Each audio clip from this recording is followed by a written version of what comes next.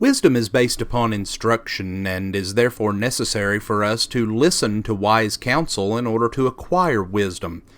So the wise father calls upon his son to listen to his words in Proverbs 4 verses 10 through 13. Hear, my son, and accept my sayings, and the years of your life will be many. I have directed you in the way of wisdom. I have led you in upright paths. When you walk, your steps will not be impeded, and if you run, you will not stumble. Take hold of instruction, do not let go, guard her, for she is your life. Notice here how the father tells his son to listen. He says to hear and accept my sayings. Take hold of instruction. Elsewhere, Solomon says, listen, my son, and be wise. Listen to your father who begot you. The goal in this listening is to acquire wisdom. Listen to counsel and accept discipline, that you may be wise the rest of your days. Proverbs 19 and verse 20. This listening, though, must be more than just hearing what is being taught. One may listen to a parent, a teacher, or someone else who is trying to impart wisdom, but the words go in one ear and out the other. He doesn't pay attention to what is being said. He doesn't remember those things, and he certainly does not observe what was being taught. We need to practice real listening if we hope to obtain wisdom. So here Solomon says, give me your heart, my son, and let your eyes delight in my ways. Now we've already noticed how the springs of life flow from the heart, Proverbs 4 and verse 23. Therefore, the instruction that we allow to be written on our hearts is the instruction that will have the greatest effect on our lives. So our listening must not be superficial and soon to be forgotten. We must absorb this wise counsel that we receive into the innermost parts of our being, so that wisdom can spring forth from our hearts to be manifested in our lives.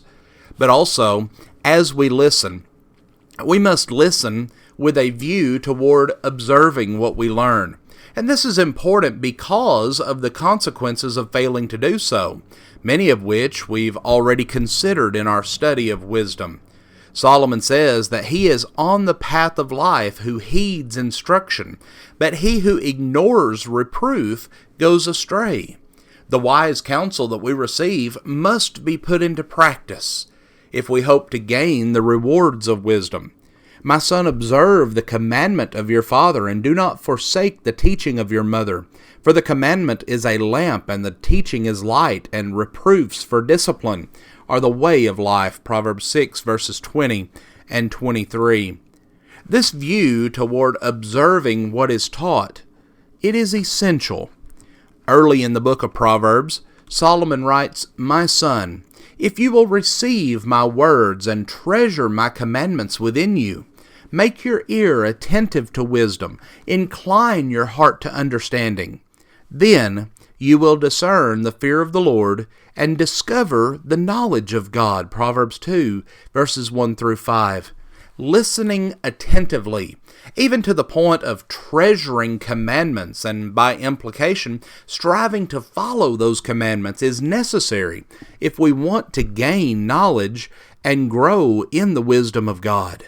However, we must understand that there is a right way and a wrong way to listen.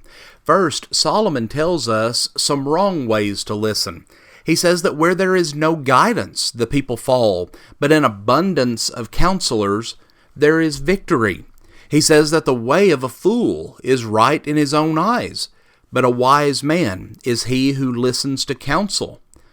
He makes the statement also in Proverbs 15 and verse 12 that a scoffer does not love one who reproves him. He will not go to the wise. And then in chapter 16 and verse 20, he who gives attention to the Lord will find good, and blessed is he who trusts in the Lord.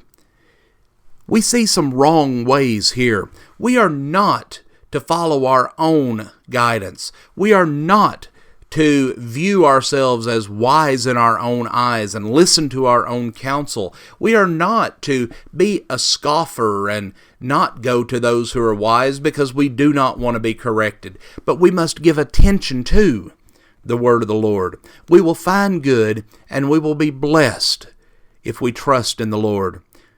Those who are wise, they will find that there is a right way to listen. They are going to receive the commands of the wise. They're going to listen and pay heed to those things. They're going to strive for understanding. And they're not going to listen to the words of fools, because they realize that fools reject the truth of God.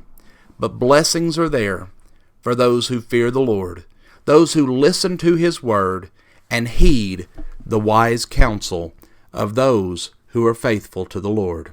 Friends, we thank you for joining us for our program today, and have a blessed day and a wonderful weekend ahead.